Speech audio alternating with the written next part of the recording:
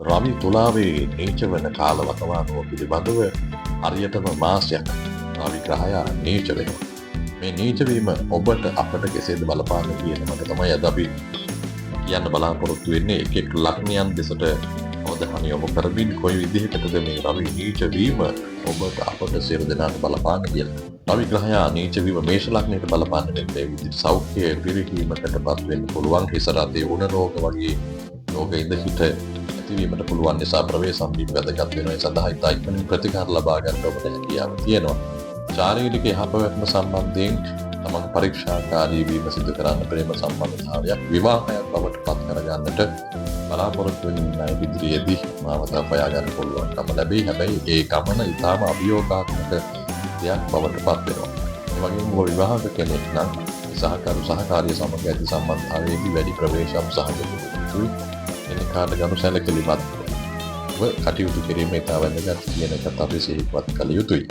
රවි ග්‍රහය කියලා කියන්නේ ග්‍රහලෝක රජුරෝ විදියට සලකන්නේ. එතකොට රවි නීච වීම කියන එක මේෂ ලග්නයේ තරම් සුබ භාවයක් අපිට පෙන්වන්න පුළුවන් කමක් නැහැ සමස්තයක් විදිහට ගත්තාම. එතකොට හවුල් ව්‍යාපාරික කටයුතු කරන ඔබ ඒ ගැන අනිවාර්යෙන් සැලකිලිමත් විය යුතුයි. එතකොට ඔබට යම් බාධා පීඩා තත්ත්වයන් ඇතිවන්නට පුළුවන් කියන වගත් අනිවාර්යෙන්ම සිහිපත් කළ යුතුයි. ඊළඟට අපි අවධානය යොමු කරනවා රවි ග්‍රහය වෘෂභ ලග්නයේ කොයි විදිහටද බලපෑම් වෙන්න කරන්නේ. රවි නීච වීමේ බලපෑම වෘෂභ ලග්නයේ කොයි විදිහටද බලපාන්නේ කියලා. මේ සාර්ථකත්වයේ ඇති වෙන කාර්යයන් සිද්ධ වෙන්න බොහෝ ඉඩකඩ පවතින කාල සීමාවක්. ඒ වගේම රජයේ පරිපාලන නිලධාරීන් ඒ වගේම රාජ්‍ය නිලධාරීන් ඔබ සම්බන්ධීකරණය පවත්වාගෙන යන තමන් කටයුතු ඉතාම නිවැරදිව ඉතාම යොහුසුලුව කරන්න හැකි වෙන කාල සීමාවක් විදිහට අපිට හඳුන්වන්න පුළුවන්. නමුත් සූර්යයා දුර්වල වෙනවා කියන එක තරම් හොඳ තත්ත්වයක් නෙමෙයි.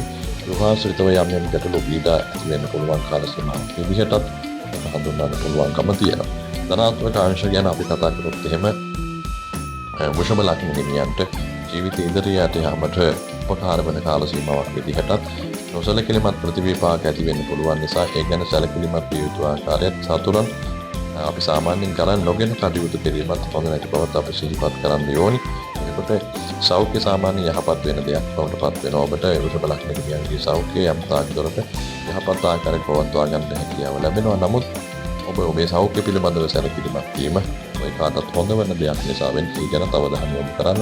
සමස්තයක් විදිහෙන් ඔබේ සෞඛ්‍යයට යහපතක් සිද්ධ වෙන ආකාරයක් තමයි අපිට කියන්න පුළුවන්කම තිබෙන්නේ. එතකොට මිථුන ලග්න හිමියන් වෙතට අපි යොමු වන්නේ රවි නීච වීම කොයි විදිහට මිථුන ලග්න හිමියන්ට බලපාන්නේ ආමාශය සහ ආහාර ජීර්ණ පද්ධතිය පිළිබඳව යම් ගැටලු ඇති වෙන්න පුළුවන්. සමහර විට කන ආහාර දිරවන්නේ නැති වෙන්න පුළුවන්කම තියෙනවා.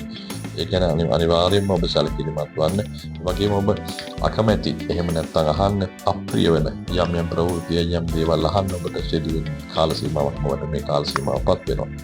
සමස්තයක් විදිහට ගත්තොත් එහෙම මේ කාල සීමාවේ සාර්ථකව Tamanට ප්‍රවේශමෙන් ගමන් කරන්න හැකියාව ලැබෙනවා. ඒ වගේම ඉවසීම ප්‍රගුණ කළ යුතු කාල සීමාවක් වගේම සිහි කල්පනාවෙන් වැඩ කටයුතු කළ යුතු කාල සීමාවක් විදිහට අපිට හඳුන්වන්න පුළුවන්කම තියෙනවා. මිතුරු ලග්න හිමියන්ට සහෝදර සහෝදරියන් සහ අසල්වැසියන් සමග හොඳ සමබරතාව පවත්වා ගැනීම ඉතාම අත්‍යවශ්‍ය වන කාලයක්. එතකොට ප්‍රේම සම්බන්ධතා හරි අධ්‍යාපන කටයුතු වලදී වෙන සම්බන්ධතා හරි මේ සියල්ලම අපි නිශ්චයාකාරයෙන් පවත්වා ගත යුතු කාල සීමාවක් ගැන මතක් කරනවා. Tamanට දරුවෝ ඉන්න අය දරුවන් සම්බන්ධ කටයුතු වලදී දැඩි ප්‍රවේශම්කාරීව සහ කල්පනාකාරීව කටයුතු කළ යුතුයි. දරුවන් සම්බන්ධ ගැටලුවලදී යම් කලසල්ලක් ඇති වෙන දේවල් සිදු කරන්නට පුළුවන්කම තියෙන බවත් මිථුන ලග්න හිමියන්ට සිහිපත් කරන්න කැමැතියි. එතකොට අපි මිථුන ලග්නයේ පසු අපි ගම කරන්නේ මිථුන ලග්නයෙන් පසු අපි ගමන් කරනවා කටක ලග්නයේ වෙතට රවි නීච වීම කටක ලග්න හිමියන්ට කොයි විදිහට බලපාන්නේ. එතකොට කටකේ ධනෙ ලබා දෙන කෙනා බවට පත් වෙලා තියෙන කටක සිංහ. එතකොට දෙවැන්නාධිපති බවට පත් වෙන්නේ රවි. දෙවැන්නාධිපති ධනකාරක තත්ත්වයේ තරමක් දුර්වල වීම මාසෙ ඔබට තරම් සුවදායි තත්ත්වයක් ඇති කරන්නේ ධනිය සම්බන්ධයෙන් කියන එකත් සිහිපත් කළ යුතුයි. ඔබට ලැබෙන්න තියෙන ධනිය නොලැබී යන වගේම ඔබේ සාක්කුවට මුදල් නොලැබී යන හේතුවක් බවට මේ කාරණේ පත් වෙනවා. ඔබේ මවට සෞඛ්‍ය ගැටලු ඇති වෙන්න පුළුවන්කම තියෙනවා. කටක ලග්න හිමියන්ට අනිවාර්යෙන් ඒගේ යහපැවැත්ම වෙනුවෙන් ඔබේ විශේෂ අවධානය යොමු කරන්න කියන මතක් අපි මේ වෙලාවේ සිහිපත් කළ යුතුයි. ඒ වගේම දැන්ට ගැටලු ප්‍රශ්න තිබෙනවා නම් උත්සන්න වෙන්න පුළුවන් කාල සීමාවක් අලුත් ගැටලු නිර්මාණය කරගන්න. සැලකී ඉතාම සිහි කල්පනාවෙන් යුක්තව බුද්ධිය මෙහෙවන්න කියන එකත් අපි සිහිපත් කළ යුතු ගැටලුවක් යම් ආකාරයකින් හෝ පැන නැගුණොත් ඔබ මේ කහන වෙලා වෙනකොට ගැටලුවක් පැන නැගලා තිබුණොත් ඒ ගැටලුව ඉතාම ප්‍රවේශම්කාරී ඉතා ඉක්මනින් විසඳා ගැනීම වෙනුවන්ට පුරුදු කියන එකත් මතක් කරගන්න කරගලක් ගෙමියන්ට ඊළඟ අපි යොමු වෙනවා සිංහ ලග්නයේ වෙතට. සිංහ ලග්නයේ අධිපතිය තමයි මේ නීච වෙන්නේ. අධිපතිය අනීච වීම යම් තාක් දුරකට ගැටලුවක් බවට පත් වෙනවා. එතකොට ඔබේ නිවස ප්‍රධාන ස්ථානය තමයි මේ රවි. ඔබේ ඔළුව මුදුන ජීස් මුදුන තමයි එන්නේ. එතකොට ග්‍රීනස් රෝගය හැදෙන්න පුළුවන්කම තියෙනවා. සෙම අමාරු ඔබට හැදෙන්න පුළුවන්කම තියෙනවා. ඒ වගේම සාමාන්‍යයෙන් ඔබේ නිවසේ පැවැත්මේ කටයුතු වල බාධා ඇති වෙන්න පුළුවන්කමක් තියෙන බවත් අපි සිහිපත් කරගන්න ඕන. ස්නායු ආබාධ තියෙන ප්‍රශ්න තියෙන අය ඉන්නවා නම් ඒ ඍණාත්මක ශක්තියෙන් තම තවත් වැඩි වෙලා ස්නායු ආබාධ තියෙන අයට මේ කාලය තරම් සුවදායක කාලයක් බවට පත්වන්නේ නැහැ. මේ රවි නීච වීම සිංහ ලග්න හිමියන්ට ගත්තොත් ඒ විදිහට අපිට කරුණු කියන්න පුළුවන්කම ලැබෙන්නේ. වගේම රජයේ පරිපාලන සේවය කරන කටයුතු වලට සාර්ථකත්වයක් ගෙන දෙන කාල සීමාවක් විදිහට අපිට හඳුන්වන්න පුළුවන් සිංහ ලග්න හිමියන්ට. අපි දුර්වල වුණාන් පස්සේ මේ රජයේ සහ රජයේ බලධාරීන් සමග සුහද සබඳතා පවත්වා ගැනීම ඉතාම අත්‍යවශ්‍ය වෙනවා. ඒ සම්බන්ධ කටයුතු කරනකොට තමන් රජයේ රැකියාවක් කරන කෙනෙක් නම් රජයේ පරිපාලන ශේෂ්ත්‍රය සම්බන්ධ කෙනෙක් නම් සුහදව තමන්ගේ පිරිසත් එක්ක කටයුතු කිරීම කල යුතුයි කියන එක මේ වෙලාවේ සිහිපත් කරන්න ඕන. තමන් සමග ඉන්න තරඟකරුවෝ ඉන්නවා නම් තරඟකරුවන් තමන්ට අභිබෝල යන්න පුළුවන් වුණත් ඒ වගේම ඔවුන්ගේ උපාය ක්‍රියාමාර්ගයන් දැනගෙන ඔවුන් පිළිබඳව අවබෝධයකටපත් වෙලා ඔවුන් අභිබවා යාම කල යුතුයි කියන එක සඳහන් කළ යුතුයි. ඊළඟට අපි යොමු වෙනවා සිංහ ලග්නයෙන් අපි ඊට පස්සේ යොමු වෙනවා කන්‍යා ලග්නයට. කන්‍යා ලග්නයට කොයි විදිහටද රවි නීච වීම බලාත්මක වෙන්නේ කියන එකයි අපි සිතා බලන්නේ.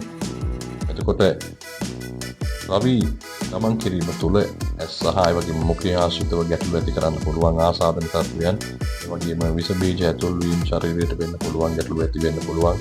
ඒකට අනවශ්‍ය වේදම් ඇති වෙන්න පුළුවන්. ඒ නිසා අනවශ්‍ය වේදම් වළක්වා ගන්න කටයුතු කළ යුතුයි. ඒ ගැන අනිවාර්යෙන් දැඩිව සිහි කල්පනාවට ගත යුතු කාලයක් විදිහට අපිට හඳුන්වන්න පුළුවන්. අධික විදිහට දුර ගමන් වලදී විශේෂයෙන්ම වැඩි වශයෙන් වේදම් නොසිතව වේදම් ඇති වෙන්න පුළුවන්. ඔබ දුර ගමන් යොදා ගන්න මේ මාස කාලය තුල විශේෂයෙන් වන්දනා ගමන් වෙන්න පුළුවන්. එහෙම නැත්නම් විනෝද ගමන් වෙන්න පුළුවන්. ඒ කාලේදී ඔබ නොසිතව විදිහට යම් ආකාරයේ මුදල් වේ පැහැදම් කරන්න සිද්ධ වෙන්න පුළුවන් කාල සීමාවක් විදිහට හඳුන්වන්න පුළුවන්.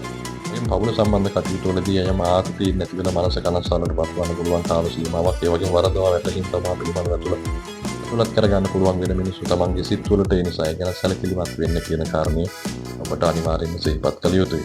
ඒ නිසා අනිවාර්යෙන් තමන්ගේ කියන වචන නිවැරදිව උච්චාරණය කරමින් ඒ වගේම ඒ අදහස නිවැරදිව එළියට යන ආකාරයෙන් වෙන කෙනෙකුට තමන් කියන කරුණු අනිවාර්යෙන් පැහැදිලි ලෙස කියන්න කියන එකත් මතක් කරන්නට ඕන. මේ වෙලාවේ නාස්තිකාර සමයක් විදිහට හඳුන්වන්න පුළුවන්. ඇත්තටම කන්‍යා ලග්න හිමියන්ට මේ මාසය ඒ ගැන විශේෂ අවධානයකින් කටයුතු කළොත් ඔබට ඒ වෙන අනවශ්‍ය වේදන් වලින් ක්‍රමක් හෝ බේරෙන්න හැකියාව තිබෙනවා. ඊළඟට අපි අවධානය යොමු කරනවා කන්‍යාවෙන් පස්සේ තුලා ලග්නයේ වෙතට. තුලා ලග්න හිමියන්ට කොයි ආකාරයකින්ද මේ කාල සීමාව මේ මාසයක කාල සීමාව රව නීච වන කාලේ කොයි ආකාරයකින්ද ගත කරන්න සිද්ධ වෙන්නේ කියන එක. ලාභ සඳහා වගේම පිළිගැනීම සඳහා තමන්ට ප්‍රභූත්වය ලැබීම වගේ තමන්ට කොයිද හරි පිළිගැනීම ලැබීම සඳහා ඉතාම හොඳ කාල සීමාවක් විදිහට හඳුන්වන්න පුළුවන්. එතකොට අපි මේ ආකාරයෙන් දුර්වල වීම ධනාත්මක බලපෑමක් විදිහට අපිට මුලදී හඳුන්වා දෙන්න පුළුවන්කමක් තියෙනවා තුලා ලග්න හිමියන්ට. නමුත් සම්පූර්ණ වශයෙන් මේ ධනාත්මක පවරක් වන්නේ නැහැ. පිතාශය ගැටලු ඇතිවන්න පුළුවන්. ශරීරයේ පවතින වාපිත් සෙම් කියන තුනෙන් පිත රෝගියොත් සාන් වෙන්න පුළුවන්. පිත ශරීරයේ අධිකයට ඒක විසීමකටපත් වෙලා ශරීරයේ රෝගීකමට බාධා එල්ල වෙන්න පුළුවන්. ඒ වගේම ආමාශය තුල අම්ල පිත්ත ගැටලු ඇතිවන්න පුළුවන්. අපි කියනවා ගෑස්ට්‍රයිටිස් රෝගය වැඩි වෙන්න පුළුවන්කම තියෙනවා. ඒ වගේම ආම්ලිකතාවය වැඩි වීම නිසා හටගන්න වෙනත් රෝගයන් ශරීරයේ යම් අපහසුතාවයන් පත්වන්නට ඕකාර ගැටලු ඒ වගේ දේවල් ඇති වෙන්න පුළුවන්කම තියෙන එකත් අනිවාර්යයෙන්ම සිහිපත් කළ යුතුයි. ආහාර ජීර්ණ යම් ගැටලු ඇති වෙන්න පුළුවන් කියන එකත් මතක් කරගන්න ඕනේ. තුලා ලග්න හිමියන්ට මේ විදිහට අවිගේ නීච වීම බලාත්මක වෙද්දී අපි කොයි විදිහටද ඊළඟ ලග්න කිහිපයට මේ රවිගේ නීච වීම බලාත්මක වෙන්නේ කියන එකත් කියන්න බලාපොරොත්තු වෙනවා. අපි කන්‍යා ලග්නේ තුලා ලග්නේ කිව්වා. ඊළඟට වෘශ්චික ලග්නේ වෙතටයි අදහස නැත්නම් අවධානය යොමු කරන්නේ. අනවශ්‍ය ගමන් බිමන් රැකියාවේ බාධා ඇති වෙන පුළුවන් කාල සීමාවක්. ඒ වගේම වේදන් වැඩි වෙන කාල සීමාවක් විදිහට අපිට හඳුන්වන්න පුළුවන්කම තියෙනවා. වගේම ඔබේ ගෞරවය සහ ගෞරවයට ඇලැල් ඇති වෙන දේවල් සිදු වෙන පුළුවන් කාල සීමාවක්. විදේශ රටවල් සමග සම්බන්ධතා කරන අයට වගේ සම්බන්ධතා පවත්වන අයට, ඒ වගේ විදේශ රටවල් සමග රැකියා කරන අයට, එහෙම නැත්නම් විදේශයක ඉන්න රැකියා කරන අයට යම් ප්‍රතිලාභ ඇති වෙන්න පුළුවන් කාල සීමාවක් විදේශ කටයුතු එපන ආනයන අපනයන කටයුතු කරන අයට හොඳ ප්‍රතිලාභ ලබන්න පුළුවන් කාල සීමාවක් විදිහට අපිට මේ කාල සීමාව හඳුන්වන්න පුළුවන්. එතකොට රැකියා කටයුතු බලාපොරොත්තු වෙන ඉන්න අයට මේ වෙලාවේ අලුතෙන් රැකියා කටයුතු ලබා ගැනීම තරමක අපහසු කාර්යයක්. ඒ වගේම ඇස් සහ පාද සම්බන්ධයෙන් ගැටලු ඇති කරන බවත් අපිට පෙන්නුම් කරන මේ අවස්ථාවේ අපිට ඒ ගැන සඳහන් කරන්න පුළුවන්. වෘශ්චික ලග්න හිමියන් ගැන කරුණු මතක් කරන විට වෘශ්චික ලග්නයෙන් පසු අපි ගමන් කරන ධනු ලග්නයේ වෙතට ධනු ලග්නයේ කොයි විදිහකටද මේ අපගේ නීච වීම බලාත්මක වෙන්නේ කියන එක තමන්ට යම් යම් දුෂ්කරතා ඇති වෙන කාල සීමාවක් වගේම මේ දුෂ්කරතාවන් තුළින් තමන්ගේ ජීවිතය සාර්ථකත්වයට පත් කරගන්න පුළුවන් කාල සීමාවක්. සෞඛ්‍ය තත්ත්වය යහපත් වෙනවා. යාගේ සෞඛ්‍ය තත්ත්වය පිළිබඳ යම් ගැටලු ඇති වෙන්න පුළුවන් කාල සීමාවක් විදිහට අපිට හඳුන්වන්න පුළුවන්. එතකොට මේ වෙලාවේ විශේෂයෙන් අවධානය යොමු කරන්න අවශ්‍යයි. නවවර්ණාධිපති ඔබේ නවවර්ණාධිපති නැත්නම් නවවර්ණ භාවයට ගමන් කිරීමක් සිදු වෙනවා. නවවැනි භාවයට නවවර්ණ භාවයටයි ගමන් කිරීම සිදුවන්නේ. රාජ්‍යයේ නීච භාවයේ කොට පියා සම්බන්ධ ගැටලු ඇති වීම, පියාත් සමග වචන හෝමාරු වීම වල තියෙන පුළුවන්කම තියෙනවා. කොහොමද විදේශ සම්බන්ධ කටයුතු කරන අයට යහපතක් ඇති වෙන කාල සීමාවක් විදිහට අපිට හඳුන්වන්න පුළුවන්කම තියෙනවා. එතකොට වාසනාව සහ පෙර කුසලයේ පොඩි අඩුවීමක් ඇති කරන කාල සීමාවක් බවට පත් වෙනවා. අපි නීච වීම ධනු ලග්නයට එලෙසයි අපිට පෙන්වා දෙන්න පුළුවන්කම තියෙන්නේ.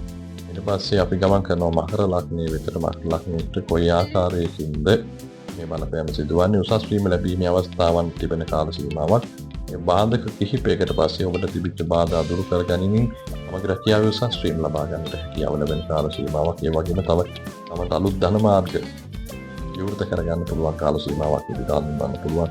දුෂ්කරතා බාධාවන් කොතරක් තිබුණත් ඔබට සාර්ථකත්වයේ වෙනුවෙන් නිදහසට වෙන කාල සීමාවක් විදිහට අපිට මේ කාල සීමාව විශේෂයෙන් මකර ලග්න හිමියන්ට හඳුන්වා දෙන්න පුළුවන්. මකර ලග්න හිමියන්ගේ අපිට පෙන්වන්න පුළුවන් තවත් කාරණයක් තමයි මේ වෙලාවේ මානසික පීඩා ඇති වෙන්න පුළුවන් යම් තරමක.